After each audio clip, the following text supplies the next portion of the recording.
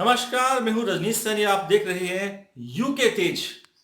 आज का जो मुद्दा है वो ये है कि हवाई यात्रा जो करने वाले व्यक्ति हैं उनको पेड क्वारंटाइन किया जा रहा है।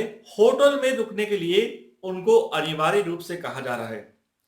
ऐसे में जो 2 जून की रोटी की वास्ते जिन्होंने शहरों का रुख किया, ऐसे हमारे जो उत्तराखंड के भाई हैं, बहन हैं, उनको घर वापसी करनी बहुत मुसीबत का सबब बनती जा रही है।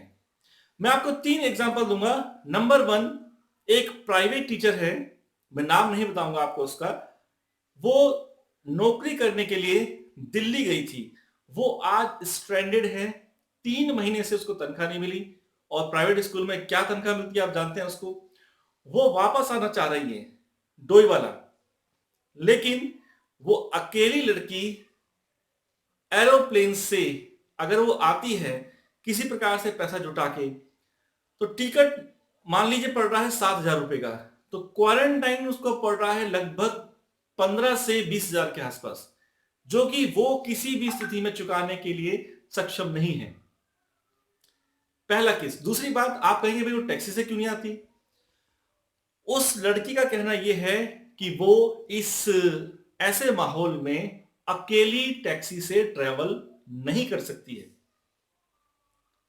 अब वो एरोप्लेन से आ सकती है, लेकिन इतना खर्चा टिकट का नहीं है एरोप्लेन का, जितना खर्चा उसका पेड क्वारंटाइन का, होटल का, लंच, ब्रेकफास्ट, डिनर सब कुछ अपना करना पड़ रहा है। दूसरा इंसिडेंस मैं आपको बताऊंगा जो इसमें आ रहा है, वो केस है रुड़की का। रुड़की में बेंगलोर के एक व्यक्ति हैं जिनके पिताजी रुड़की के एक हॉस्पिटल के आईसीयू में एडमिट हैं और वो उनकी हालत बेहद नाजुक है। दूसरा बेटा उनका अमेरिका है, वो नहीं आ सकता। बेंगलोर से बेटा जोलीग्रांट पहुंच के यहां से रुड़की हॉस्पिटल जाना चाहता है अपने पिताजी के दर्शन के लिए, लेकिन उसे भी ये आज्ञा नहीं है। उसे भी 14 डेज के लिए कंपल्सरी क्वारंटाइन होना पड़ेगा, वो भी institutional. Second case. Third case आपका इसमें यह है कि हमारे डोईवाला से कुछ युवक होटल में जॉब के लिए गए थे। होटल बंद पड़े हैं, पैसे उनकी जेब में नहीं है, वो आना चाह रहे हैं। किसी प्रकार से पैसा जुटा के वो जोलीग्रांट एयरपोर्ट पहुंच भी जाएंगे तो उनके पास 14 दिन होटल में रुकने के लिए पैसा नहीं है। ऐसे में हमारे कुछ साथियों ने डिमांड करी है कि ऐसे में हमारे 2 मित्र हैं, मोहित शर्मा और उमेद बोरा, डोईवाला के निवासी हैं।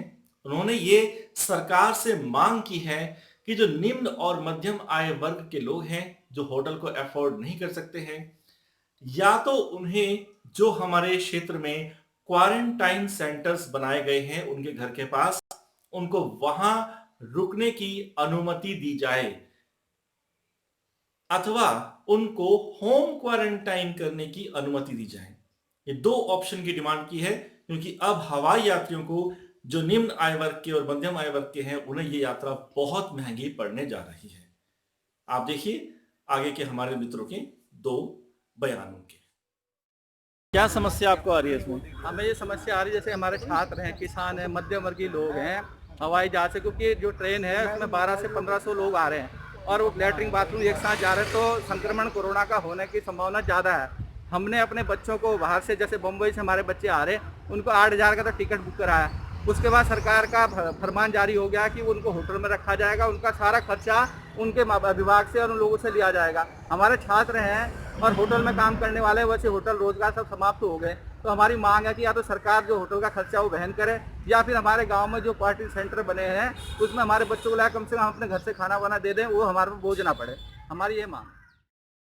हमने आज एसडीएम साहब के कार्यालय में ज्ञापन दिया है और हमारी मांग ये है कि डोईवाला क्षेत्र में जितने लोग हैं, जो प्रवासी हैं, जो बाहर काम करते हैं, उत्तराखंड से बाहर काम करते हैं, ज़्यादातर होटल इंडस्ट्रीज़ में हैं, तो उनके पास पैसा ख़त्म हो गया है। घर वाले उनको पैसा भेज रहे हैं, बड़ी मुश्किल से वो कोई फ़्लाइट से या ट्रेन से वो अपने क्षेत्र में पहुँच रहे हैं, मगर उनकी व्यवस्था, उनकी होटल में करने की व्यवस्था रखी गई है सरकार की तरफ से, मगर पैसा वहन उन्हीं को करना है। तो हमारी ये मांग है, उनके पास बिल्कुल पैसा समाप्त हो गया है। हमारी कई लोगों से बात हुई है, उनका बुरा हाल है। हमारी सरकार से ये मांग है कि अगर उनको होटल में क्वारंटाइन रखा जा रहा है तो कृपया सरकार वहन करे सारा खर्चा।